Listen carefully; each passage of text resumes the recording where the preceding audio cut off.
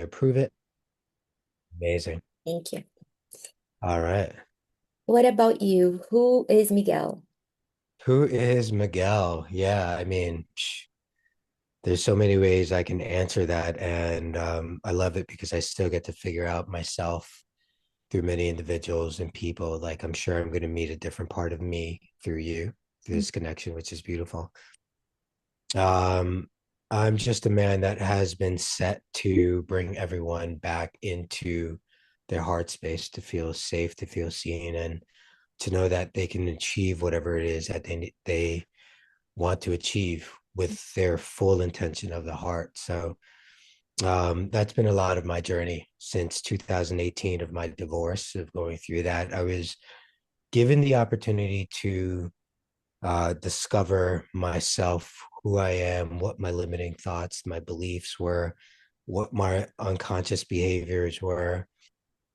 And, I always thought that a part of me was broken, and I was so fixed. And it wasn't just like until I started reading more about the mind and the subconscious mind, where it's just like gave me hope and faith that I can change the way I was at the time and my way of thinking, and realizing that not everything is hard set, hardwired. So it just set me upon the trajectory of diving into meditation deeper, breath work deeper. And at the time, like 2 years into my practice, I really didn't know what was happening within the body or within the mind. And I helped out Jess. She was going through something after her brother passed that same year. She saw that I was doing a lot of breath work and meditation.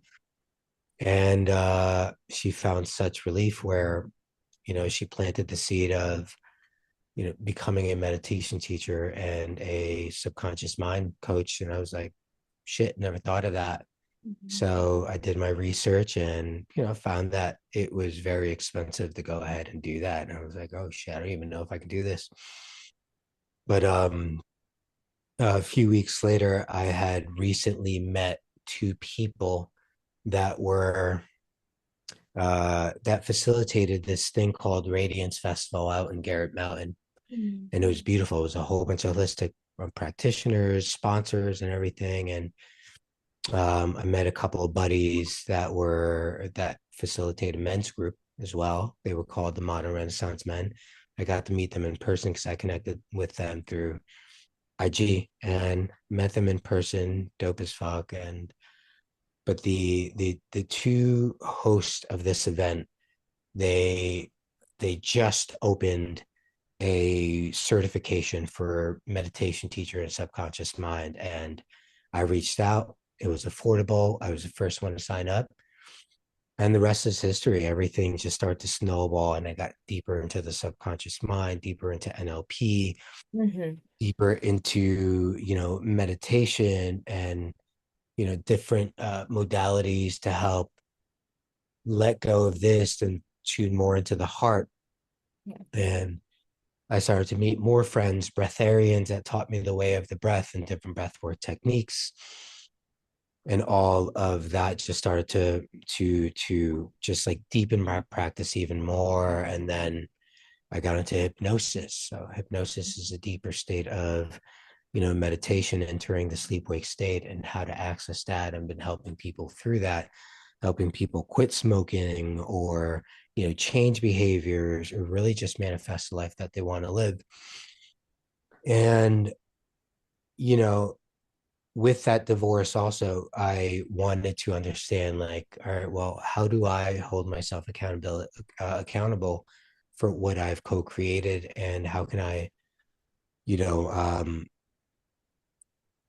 find ways to navigate relationships as healthy, as open, as vulnerable, and as grounded as I can as a man. And I did that. And, relationships to like a full year, 2 years after just spending time to myself, got into wonderful dating relationships and showed me parts of myself that I needed to work on, especially with realizing that I had anxious attachment style within my own psyche, which I always thought I was secure. Mhm. And that gave me the opportunity to work with a ton of my abandonment wounds that were coming up from my way of growing up and being. And it's beautiful. Fast forward to now, I'm in a beautiful, wonderful relationship. And it's been amazing where it's just, I get to practice my own way of being such an aware masculine and allowing my partner to be her divine feminine. And it's just been so beautiful. So I love that you brought up the whole relationship aspect. And if I can show men how to understand what it is to be, a grounded, emotional, intelligent, and focused man, to be able to know and understand what it feels like to be tuned into the woman and what it feels like to be able to observe your woman and know what is happening through their own body behaviors and subtle cues of what they're sharing to prevent such buildup of resentment or anger or anything like that. So how do we stop that, become aware, and be of support and grounding support for the divine feminine in that? So currently, right now, I work with divorced men because that's something that I've gone through myself, and how to rebuild themselves, rebuild their sense of confidence, rebuild their sense of purpose, right, and their self-esteem, because sometimes that can really crush you, right? It's going to tear you down. Mhm. But if you have practices and practical tools and a support group that you can support, depend on, and very strong men that can hold you accountable, that could be the mirror for you, and also that can allow you to express your emotions, you're set for success. So that is Miguel in a nutshell. And other than that, I love to sing. I love to play music. I love to play the piano, acoustic guitar. I have three beautiful kids that I get to show, my ways of being an embodied man. And granted, I still have shit to work on myself, right? I'm not perfect, but I Yeah, love this beautiful life and the opportunity that I've gotten to that's dive into. And yeah, I grew up in Clifton. okay. I'm in between two hoods, and I know how to speak that lingo as well. I won't always talk as professional and perfect. I can really just speak the lingo of anyone and everyone to make them feel safe, seen, and heard. And again, I want everyone to feel loved and feel safe. So Meet that's me. where they are. Thank you. Thank you for Yeah, sharing.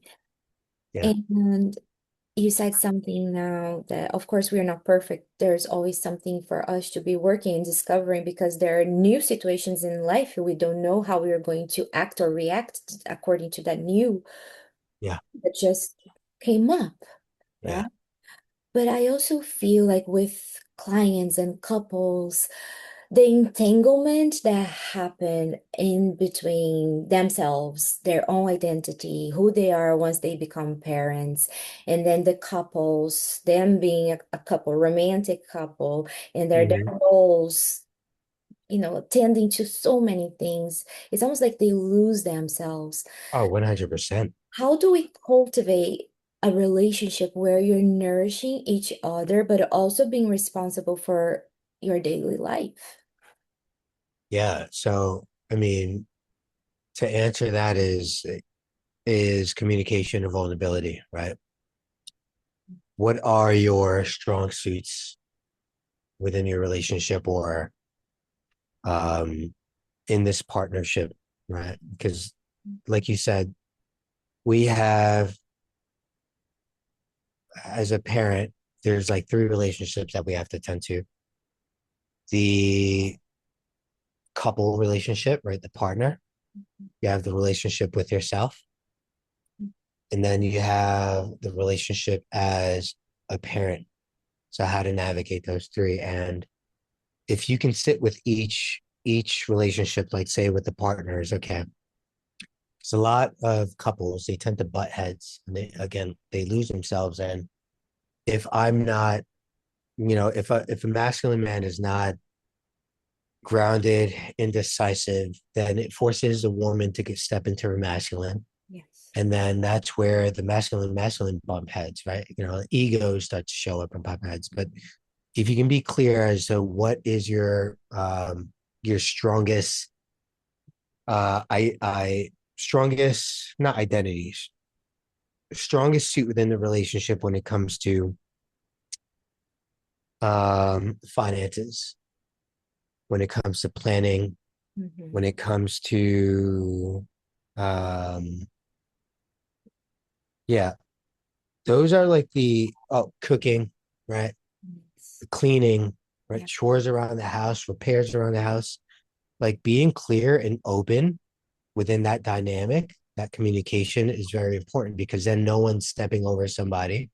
No one's, oh, I thought you were going to do this. Oh, like set unset expectations. So being clear as um, what it is that you're very capable of and how to delegate certain responsibilities.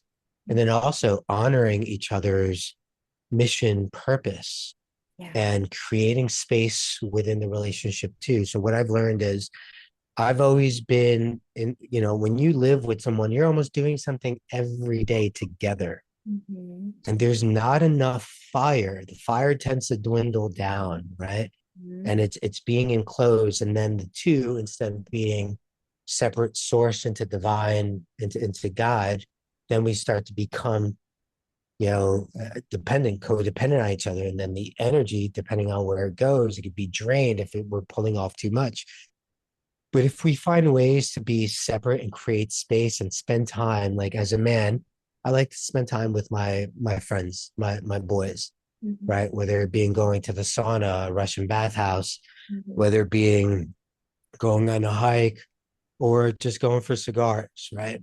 Mhm. Um, when I communicate that with my partner and she gets it, she understands like, hey, this is what I'm going to be doing.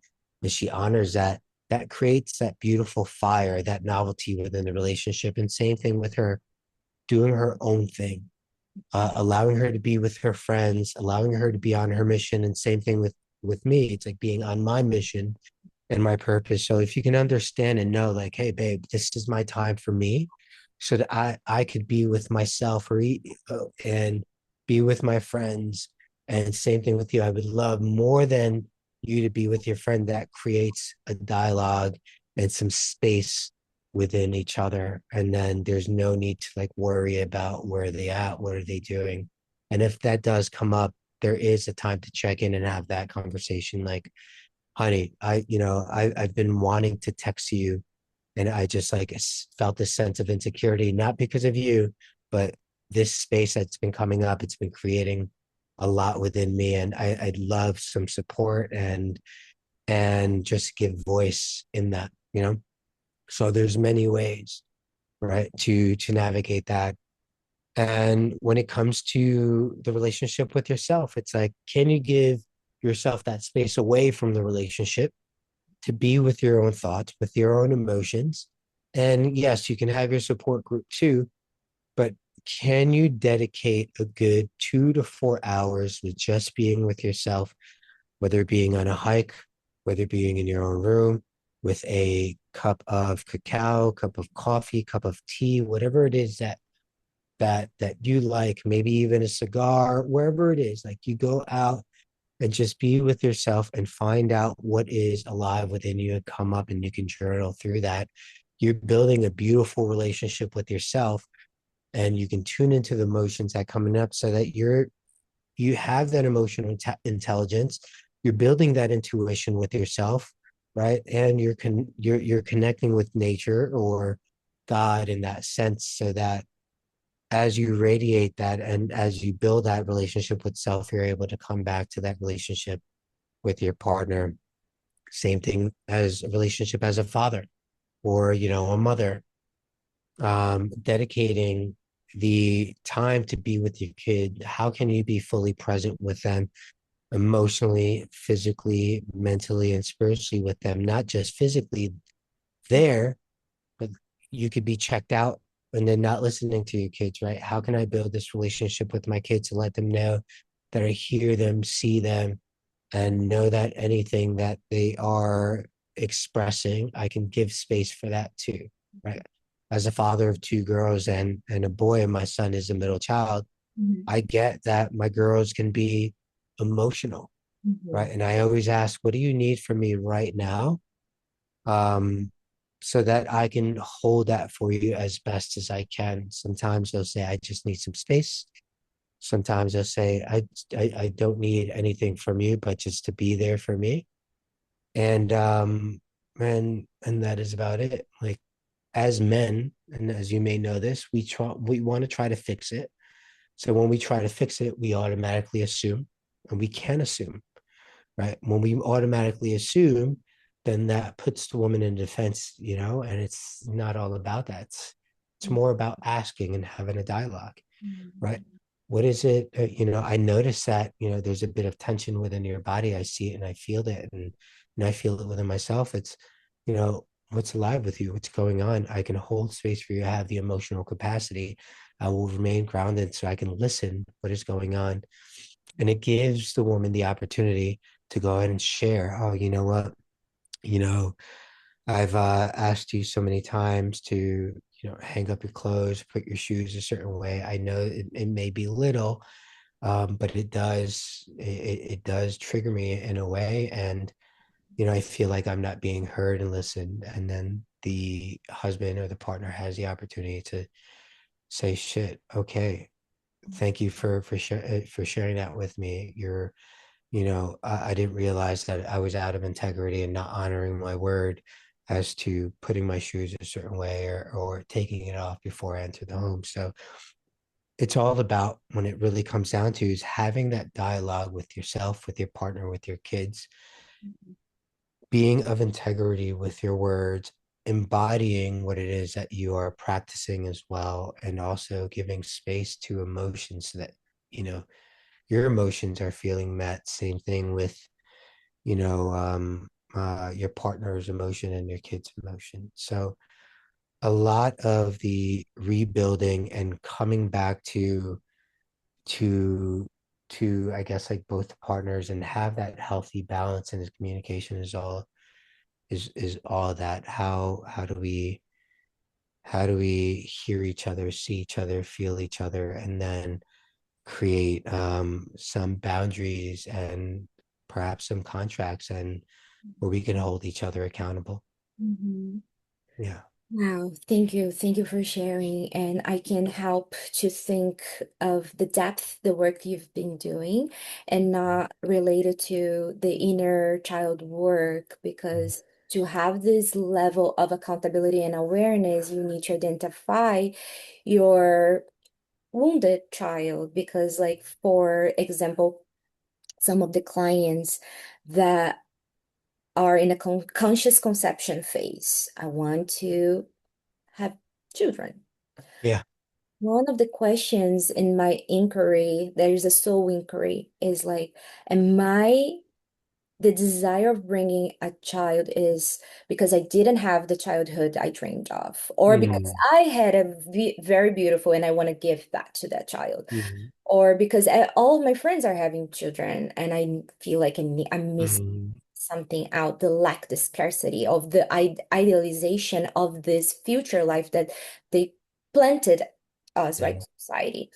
And I mm, think when you get there and the reality is not what they pictured, then the wounded child is going to start like creating that fire, the dissonance, because mm, it's not from a mature place, but now you're mm. communicating with that wounded child and you Oh, don't have 100%. things to address. So there's just a lot of what I'm hearing from you is, and then I'd like to hear from you if it's part of the work you did was identifying that Mm. inner child in yourself. Oh, 100%. I mean, I feel like there's one more important aspect of the decision making when to having kids too. Like the one important one is, am I doing this because I want to hold on to this person as well from an anxious state, right? There's so And much. that's Mhm. that's that's the anxious like child, inner child. So yeah, 100%. I mean, I've realized so much of the work that I've done with a lot of like my inner child when it comes to abandonment wounds, especially around like my mother and stuff. And I'm Peruvian Brazilian, and um anytime throughout summertime, my mother would leave us in Peru and then try to escape off. And then, it's like, she would disappear and we would be there for the summer. And there was just like a lot of anxiety. Where's she at? Where's she at? So Is she Brazilian? with that, Is your mom Peruvian or Brazilian? she's both, She's both. actually. Okay. Yeah, yeah, I'm yeah. Brazilian. Yeah. And yeah, and my father is Peruvian Italian. And I didn't grow up with him. So, anyways, a lot of that, even like with that context, right, is just really fathering myself, fathering that inner child. And I'm still doing that work even now as like, what is it to become a man? And there's, as I mentioned before, still doing that work is to being what a man truly is, and to be grounded, to be responsible, to honor my word, and to be of integrity, and to do what I need to do what I have to do what's necessary to be able to provide for my kids and to provide for myself, and also in the future, like with my partner, right? It's like to be able to to be there. It's like I have to parent. I get the opportunity, not that I have to, I get the opportunity to parent the inner child because there's a lot of avoidant that has come up along my journey. There's been a lot of anxious coming up in my inner child work, and a lot of beliefs that come up where they aren't mine. They're my parents when it comes around finances, when it comes to around relationships. Like my mother's gone through three different marriages or divorces. So what was that teaching me? How unsafe was it to be in a relationship? And then I had this thought growing up when I was a teenager into like my early adulthood. It was like, I'm not made for a relationship. I'm just made to continue dating and all that stuff. And I had my fair share of women growing up, and that's all right. You know what I mean? It's like, as a man growing up, like you just you think but the ego is running the show. Mhm. So that was a lot of part of like my inner child that wasn't really growing up and didn't really grow up and understand how it is to respect a woman, you know what I mean? And or respect a relationship and even respect myself, right? Hold those boundaries. So I navigated a lot of the inner child through that, even up until now, navigating that, navigating my thoughts and the way of being, even on my fucking spiritual journey. I'm like going through and I'm like, oh yeah, I'm a part of the polyamorous. Like we're not meant to be monogamous and all that shit. It's like I could love this woman, I can love this woman, all this and that. And the spiritual ego came through, the spiritual fuck boy came through, you know what I mean? And all of that, just like not realizing as it was showing up in my relationships in the past, and me letting go of a relationship because I just I just wanted to continue exploring, right? When I let go of that one relationship, I was such in a state of anxiety. Insecurity came up, and self worthiness was coming up as well, and like a lot of unworthiness was showing up. And I'm like, I just didn't get it. I was like, how is this little dating? Well, it wasn't so little; it was about a year. Like dating this person, how is it affecting me more than it did for my divorce? Mm. And what was coming up is a lot of abandonment wounds that was coming up, and also not wanting to be alone. That's why like I thought I needed to be in a polyamorous relationship and being with someone so that if one person leaves, the other, Mhm. I'm not alone, because I was scared that I was going to be left behind. I was scared. I was that little kid that I didn't want to be alone. I was scared I was going to be abandoned. So I did a lot of work back in 2021, and I had a group of friends and community that was just showing up for me and helping me navigate that as best as I can. And that was just beautiful. So all Mm. that to say is, yeah, I still get to reflect as a lot of my choices and my decision. Is it because of what I really desire, or is it because of, conditional beliefs or insecurity or my inner child's like wound, is that affecting my decision? And all tying that back to your Mm, question of, I'm about to conceive. Where is this really coming from? Is this from the healthy part of my my awakened responsive self, or am I reacting to an unconscious behavior? because right there, it's going to expose all of that. Within your work, Miguel, do you find that the men that you work with, do they try to work things out themselves, like just in their heads? They don't want it to expose, they don't want it to feel vulnerable or Oh weak. yeah. Is that something common? Yeah, that's very common because we think we can figure it out on our own, Mhm. and it's so overwhelming, and we don't have, as men, like, the average man doesn't have the proper tools to regulate their nervous system to be able to process emotions as clearly and as effectively as they can. And you know um I'm just thinking of all the men that I've worked with. Yeah, it's just it's they're scared to show a lot of their emotions and what they're thinking, and what they're feeling, and even their insecurities, even the thoughts Mhm. of what they've experienced through divorce or through a breakup, or even like through work, just feeling like defeated. Mhm. And some men are just scared to share that. So it's like, how do I set a container for men to feel safe enough to share and to be vulnerable, to share their emotions, to even cry, and to be with that? Like, whenever something comes up, and I've learned this, I've everything that I've learned as far as with working with men was with being in this group, this men's work group called Modern Renaissance Men, and working with them since 2019, not currently now, um, till about 2021, almost into 2022. It has really showed me how powerful it is to be in such a vulnerable state in front of men that I didn't know, and to be able to cry, but also to be able to be held, because there Mhm. were so many retreats that I was a part of, with them, and so many events that I was with them, and to be able to fucking let go of anger and rage and resentment, and to voice it up, and to be able to cry, and to be able to show to my insecurities in front of men, but also be held.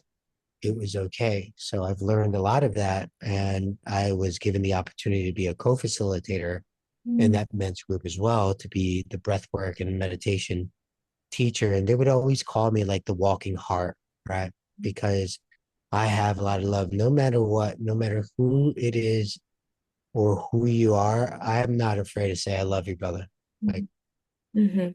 and they feel safe enough to see that. And sometimes it's chipping away of the walls that the men tend to build up, so that they don't feel like they look like, you know, women, or too feminine or too emotional, So yeah, that comes up with a lot of the relationships, and it's hard for men to navigate that and do it alone if they try to. Like them, like the men that are right now perhaps listening to us here, and they are thinking about a divorce or seeing that their relationship is going towards that direction, or just like the daunting of the day-to-day life, wanting novelty, maybe having thoughts like maybe it isn't another partner that's going to bring that novelty that I Mhm. wanted. How do we invite men to accept to be part of a men's group? How do we accept it? Um, can you rephrase that Like, question? how do we invite a man that is like Mhm. contemplating all of the scenarios, feeling Mhm. be like trapped, and they don't know where to find resource, and then Mhm.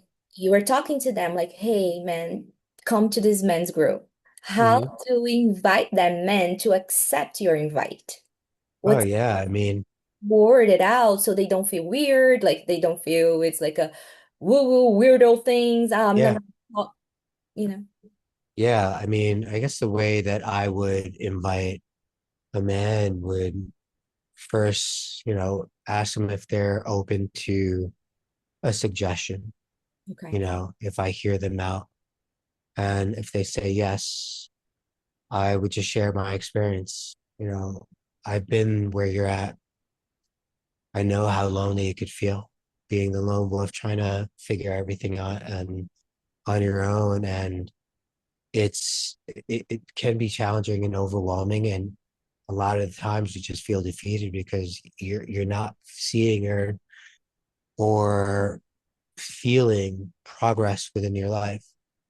And I found a group of men in my past, and I've worked with men, and they've actually given me the space to share a lot of my fears and insecurity and help me shift my way of thinking and help build me up and reflect back my greatness Mhm. of what I have within myself that I wasn't able to see, and to also reflect back unconscious thoughts Mhm. and behaviors that I wasn't seeing, and invite me to step up and lean to my edge, and has allowed me to feel safe enough and reminded me that I'm not alone. I have community.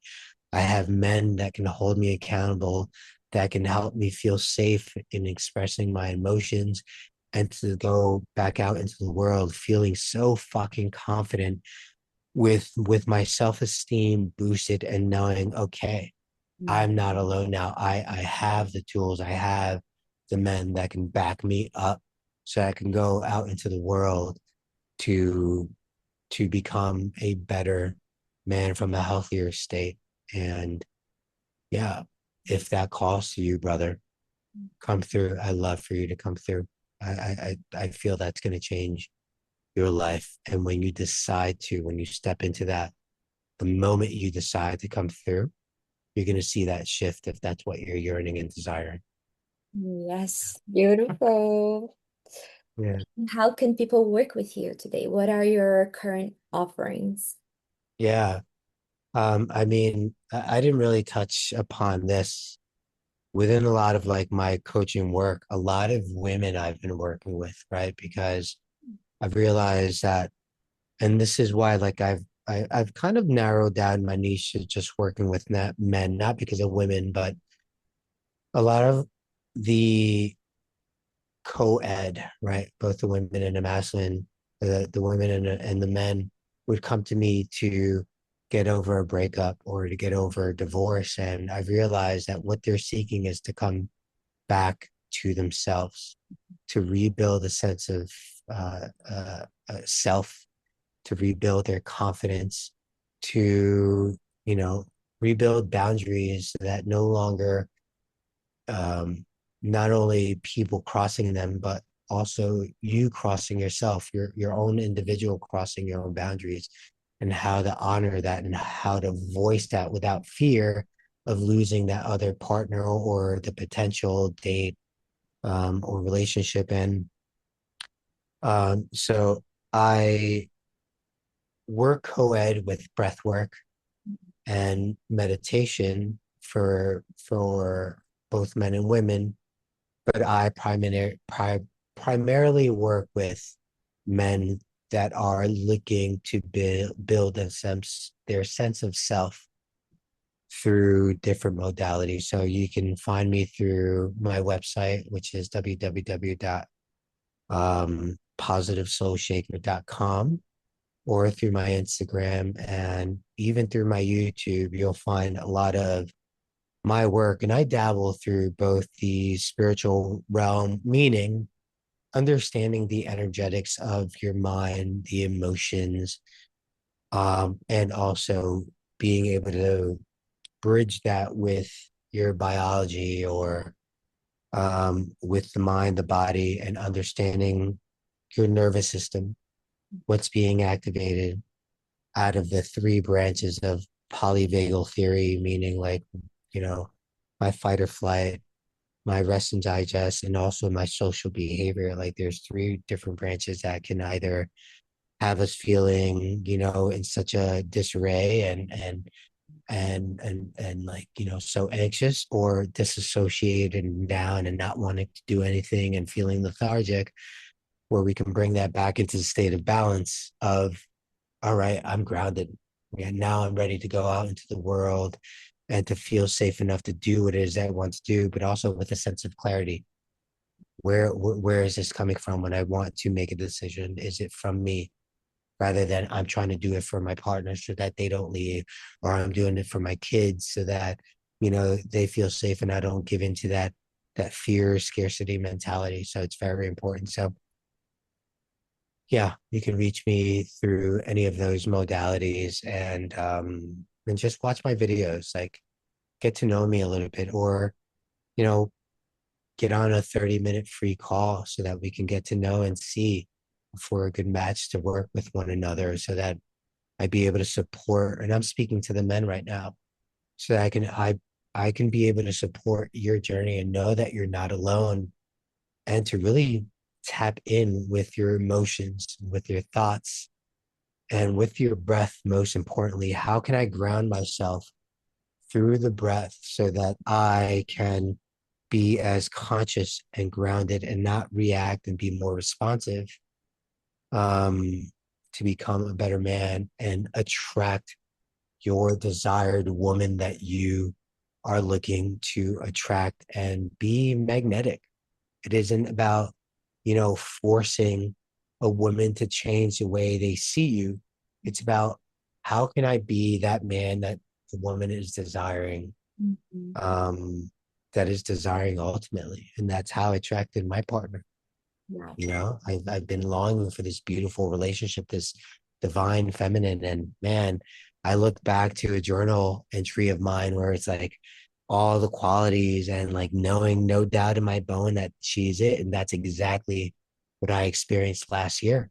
And it's so beautiful. So I can teach you Mhm. men how to tap into that energy so that you can embody and that you can navigate the world so that the woman that you're desiring, and you don't close yourself off because you're worthy of that love, that you can radiate that so that, you know whoever you meet, and you feel like I'm ready to dive into this. Mhm. And it's not always easy to navigate relationships. A strong confident woman will have no fear to reflect back from a place of love where it is that you're out of integrity so that you can step into that. And it's a beautiful dance. So without needing to withdraw and like, oh, forget her. She this and that. No, you're going to find a strong woman that will strike a bit of, ooh, I can't fuck with her. I can't play around with her. Like, yeah, she knows. And when you know that, that is a woman that will help rebuild you as a man. So yes, that's that. What is one word that you could share to men and women that needs that word to begin this work with you? One word, Mhm. love. Okay. It's just that's a word I come back to, is love. When you tune into love, Mhm. it will shift everything. It'll help you decide. It'll help you want to desire to change. It'll help you to open up connection to community, to other men, to your partner, and to yourself. So love is the ultimate word, and that's what I preach. I love love. I love love. So yeah. I love that. Yeah. Miguel, thank you. Thank Yeah. Thank you. So I appreciate you so much. I'll stop the recording now and then Yeah. um I will